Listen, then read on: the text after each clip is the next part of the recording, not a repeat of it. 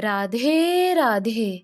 मेरा नाम है निकिता शर्मा और आप सभी का स्वागत है श्रीमद् भागवत गीता की इस श्रृंखला में। पिछले श्लोकों में हमने समझा कि किस प्रकार श्री कृष्ण अर्जुन को समझाते हैं कि जिस प्रकार वायु रहित स्थान में दीपक टिमटिमाता नहीं है, उसी प्रकार योगी का अनुशासित मन परमात्मा के ध्यान में स्थिर रहता है।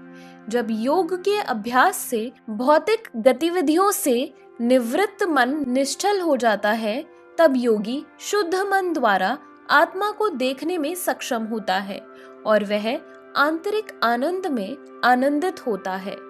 उस स्थिति को प्राप्त करने के बाद कोई भी उपलब्धि को बड़ा नहीं मानता। इस प्रकार स्थापित होने से मनुष्य बड़ी से बड़ी विपत्ति में भी विचलित नहीं होता। चलिए आज बढ़ते हैं अगले श्लोकों की ओर। श्रीमद् भागवत गीता के 6 अध्याय के 24वें श्लोक में कहा गया है, स निश्चयेन योक्तवयो योगो अनिर्विण चेतसा संकल्प प्रभवान कामान त्यक्त्वा सर्वान शेषतः मन सेवेन्द्रिय ग्रामम विनियम्य समन्ततः। अर्थात मनुष्य को चाहिए कि संकल्प तथा श्रद्धा के साथ योगाभ्यास में लगे और पथ से विचलित न हो। उसे चाहिए कि मनोधर्म से उत्पन्न समस्त इच्छाओं को निरपराध रूप से त्याग दे और इस प्रकार मन के द्वारा सभी ओर से इंद्रियों को वश में करे। योगाभ्यास करने वाले को दृढ़ संकल्प होना चाहिए और उसे चाहिए कि बिना विचलित हुए धैर्य पूर्वक अभ्यास करे। अंत में उसकी सफलता निश्चित है। उसे यह सोचकर बड़े ही धैर्य से इस मार्ग का अनुसरण करना चाहिए और यदि सफलता मिलने में विलंब हो रहा हो तो निरुत्साहित नहीं होना चाहिए। ऐसे दृढ़ अभ्यासी की सफलता सुनिश्चित है।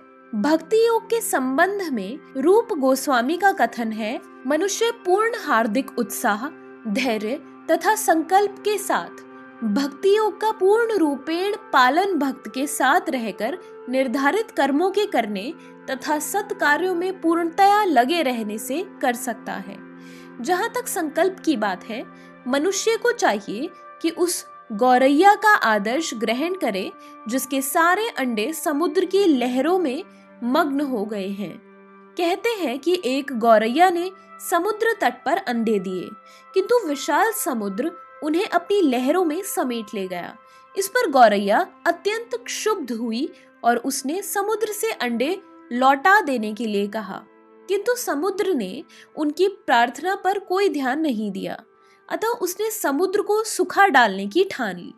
वह अपनी नन्ही सी चोंच से समुद्र का पानी निकालने लगी। सभी उसके इस असंभव संकल्प का उपहास करने लगे।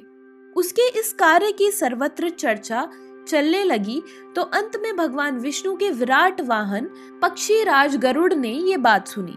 उन्हें अपनी इस नन्ही पक्षी बहन पर दया आई और वे गौरैया से मिलने आए। गरुड़ उस नन्ही गौरैया के निश्चय से बहुत प्रसन्न हुए और उन्होंने उसकी सहायता करने का वचन दिया।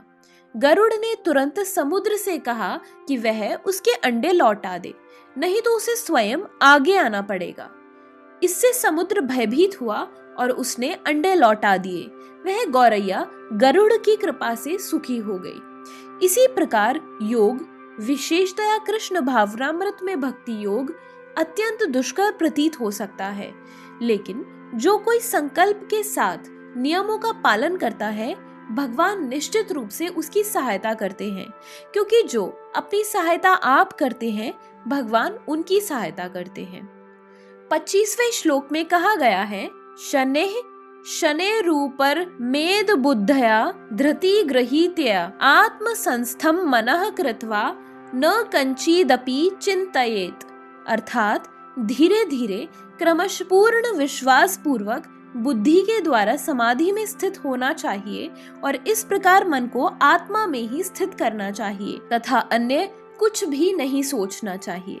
समुचित विश्वास तथा बुद्धि के द्वारा मनुष्य को धीरे धीरे सारे इंद्रिय कर्म करने बंद कर देने चाहिए। यह प्रत्याहार कहलाता है।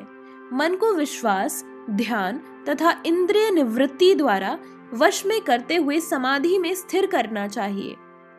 उस समय देहात्म बुद्धि में अनुरक्त होने की कोई संभावना नहीं रह जाती। दूसरे शब्दों में, जब तक इस शरीर का अस्तित्व है तब तक मनुष्य पदार्थ में लगा रहता है, किंतु उसे इंद्रिय तृप्ति के विषय में नहीं सोचना चाहिए। उसे परमात्मा के आनंद के अतिरिक्त किसी अन्य आनंद का चिंतन नहीं करना चाहिए। कृष्ण भावनामृत का अभ्यास करने से यह अवस्था सहज ही प्राप्त की जा सकती है।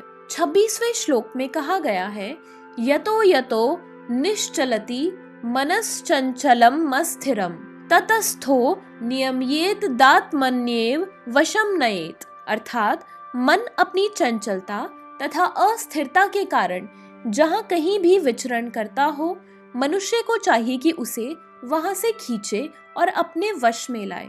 मन स्वभाव से चंचल और अस्थिर है, किंतु स्वरूप सिद्ध योगी को मन को वश में लाना होता है। उस पर मन का अधिकार नहीं होना चाहिए।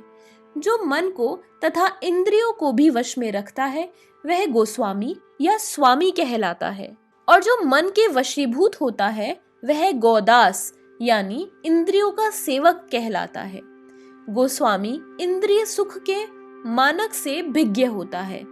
दिव्य इंद्रिय सुख वह है जिसमें इंद्रियां ऋषिकेश अर्थात इंद्रियों के स्वामी भगवान कृष्ण की सेवा में लगी रहती हैं। शुद्ध इंद्रियों के द्वारा कृष्ण की सेवा की कृष्ण चेतना या कृष्ण भावनामृत कहलाती है।